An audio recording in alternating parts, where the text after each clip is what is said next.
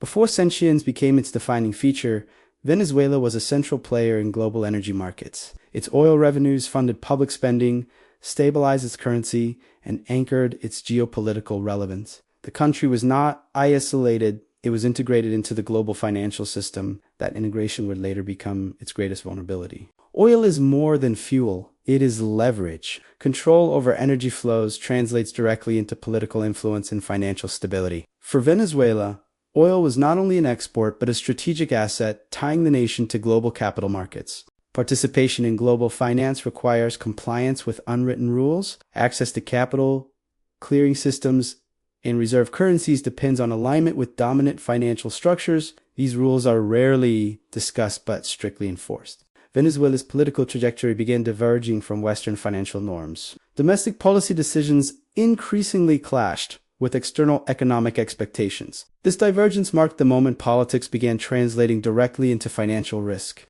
Long before formal sanctions, markets reacted quietly. Credit ratings shifted, borrowing costs rose, and investor confidence weakened. These early signals foreshadowed the weaponization of finance that would follow. Sanctions are often presented as diplomatic measures, but their real power lies in financial exclusion. By restricting access to banking systems and capital flows, sanctions reshape economies without deploying military force.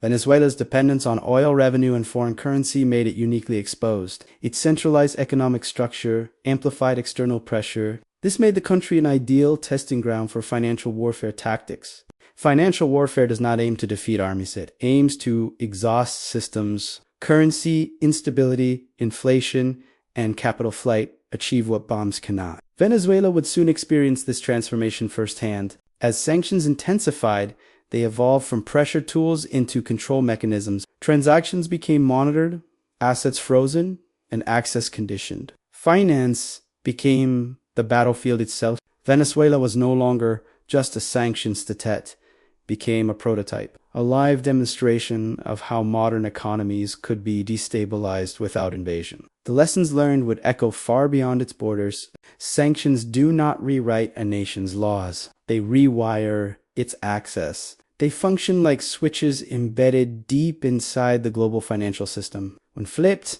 money still exists, but it can no longer move freely. Venezuela would soon discover that isolation does not require borders to close. Most global transactions pass through dollar clearing, even when neither party is American. This system routes payments through US-linked banks, granting immense oversight power. Sanctions weaponize this structure by denying access to settlement itself. SWIFT does not move money, it moves instructions, yet without it, banks are effectively mute. Removing access is like cutting communication lines in warfare. Venezuela's financial institutions found themselves unable to speak to the world. Frozen assets are not seized. They are immobilized. Billions can exist on balance sheets while remaining unusable. This creates economic paralysis without physical confrontation, a uniquely modern form of control. Secondary sanctions extend pressure beyond the target. Any institution that engages risks punishment itself. This transforms compliance into a self-policing system driven by fear, not force. For Venezuela, oil was the economic lifeline. Sanctions did not stop production, they stopped monetization. Selling oil without access to payment systems is like exporting without receiving currency. When foreign currency inflows stall, domestic currency confidence erodes. Inflation accelerates, savings vanish, and price signals collapse. This is not collateral damage, it is the intended systemic pressure point. Sanctions ripple outward into logistics, insurance, and shipping. Even legal goods become inaccessible. The economy does not shut down, it fragments. Beyond economics, sanctions isolate confidence, businesses delay decisions, investors retreat, and talent emigrates. The economy internalizes uncertainty. By this stage, Venezuela had become more than a sanctioned nation. It became a live demonstration of financial warfare mechanics. Other states were watching closely. Sanctions are designed to pressure leadership, but they strike systems before individuals. Payment delays, import disruptions, and credit freezes appear long before political concessions. Venezuela's experience revealed how financial warfare bypasses institutions and embeds itself into everyday life. Domestic banks remained open, but their functions narrowed. International transfers stalled, correspondent relationships vanished, and trust evaporated. Money existed, but it lost velocity. Venezuela relied heavily on imports for food, medicine, and industrial inputs. When foreign currency access collapsed, supply chains fractured, scarcity followed not from lack of goods, but from lack of payment pathways. With foreign currency scarce, the domestic money supply expanded to compensate. Inflation accelerated, eroding purchasing power daily. Prices became signals of instability rather than value. Formal wages lost relevance. Survival shifted toward informal markets, remittances, and barter. Economic activity did not stop it. As institutions weakened, human capital exited, professionals emigrated, taking skills and future productivity with them. This loss compounded economic damage long after sanctions were imposed. Repeated shocks weakened governance capacity. Planning horizons shortened, maintenance was deferred, and resilience declined. The system adapted downward. What begins as emergency becomes routine. Citizens recalibrated expectations. Businesses adapted to instability, and crisis became normalized. This psychological shift is one of financial warfare's most lasting effects. Alternative currencies, digital assets, and informal exchange systems gained relevance. These were not ideological rebellions, but functional responses to exclusion. By this stage, sanctions had reshaped behavior, not just balances. Venezuela's economy was no longer temporarily strained, it was structurally transformed. Financial warfare had achieved permanence.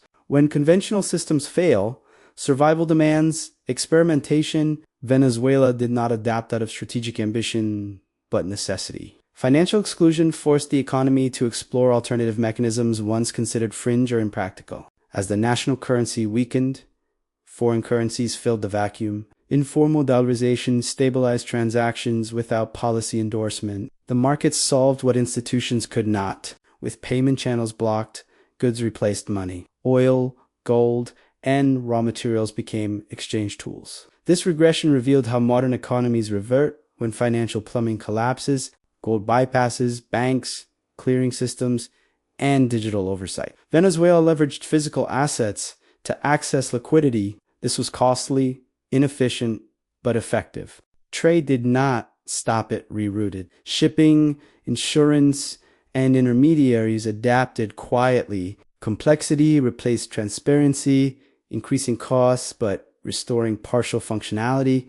Workarounds reduced pressure but did not restore scale. Efficiency declined, volatility increased, and growth remained constrained. Adaptation prevented collapse, not recovery. Over time, institutions learned to operate within constraints. Compliance, risk management, and planning evolved around exclusion. This learning curve became embedded. Digital currencies and blockchain systems attracted attention as sanction adoption was uneven and experimental. But the exploration itself marked a shift in financial thinking. The economy stabilized but smaller, slower, and less connected. Resilience came at the cost of global integration. This trade-off defined Venezuela's new equilibrium. What emerged was not a success story, but a case study. Venezuela unintentionally created a blueprint for economic survival. Under financial siege, one other nations quietly examined. Venezuela was not just observed, it was studied. Governments, central banks, and strategic institutions analyzed every outcome. What began as a targeted pressure campaign evolved into a repeatable financial doctrine. Early sanctions were reactive. After Venezuela, they became engineered systems. Policymakers learned how to calibrate pressure, manage escalation, and avoid systemic blowback. The Venezuela experience revealed the cost of blunt force sanctions. Future campaigns would focus on targeted entities, individuals, and financial nodes, maximizing impact while limiting global disruption. Sanctions compliance transformed into a professionalized industry. Banks, insurers, and corporations embedded enforcement into daily operations. Financial warfare no longer required constant political oversight. The fear mechanism proved effective. Secondary sanctions multiplied the reach of enforcement, turning neutral actors into participants. Risk aversion became the dominant strategy. Resource-rich nations absorbed the lesson. Commodities alone do not grant independence. Financial infrastructure matters more than reserves. Control over payment systems defines power. Financial warfare offered deterrence without troops. The threat alone altered behavior. This efficiency reshaped geopolitical calculations. International organizations quietly recalibrated risk frameworks. Country exposure models evolved to include sanction resilience as a core variable. Venezuela also revealed constraints. Sanctions can freeze, degrade, and distort, but they rarely deliver clean political outcomes. This realization tempered future expectations. By the end, Venezuela was no longer unique. Its experience became embedded into policy frameworks worldwide. Financial warfare had matured from experiment to doctrine. Venezuela proved that modern power no longer requires occupation or invasion. Control over access capital, clearing, and confidence can destabilize entire economies. Financial warfare works not by destruction, but by constraint. The most effective sanctions do not shock markets. They reshape incentives over time. Venezuela's collapse was gradual, compounding, and systemic. This slow pressure avoided global panic while achieving deep structural change. Once trust is broken, re-entry is slow. Institutions adapt to exclusion, and counterparties price in risk permanently. Even relief does not restore what uncertainty. Financial power weakens when applied indiscriminately. Overuse encourages alternatives, redundancy, and resistance. Venezuela accelerated global awareness of this risk. States now design systems to survive exclusion. Redundant payment channels, reserve diversification, and regional trade mechanisms are no longer theoretical, they are strategic priorities. Venezuela did not choose to become a prototype, but history assigned it that role. Its experience reshaped how nations understand vulnerability in a connected world. Where armies once enforced the influence, systems now do. Financial control achieves compliance without conflict. This shift defines modern geopolitics.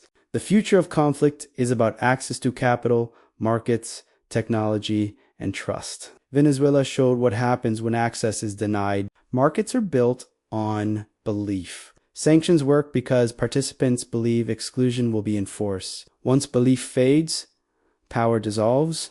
Venezuela's story is not a strategy to copy, it is a warning to understand. In a world where finance is weaponized, resilience is no longer optional. It is survival.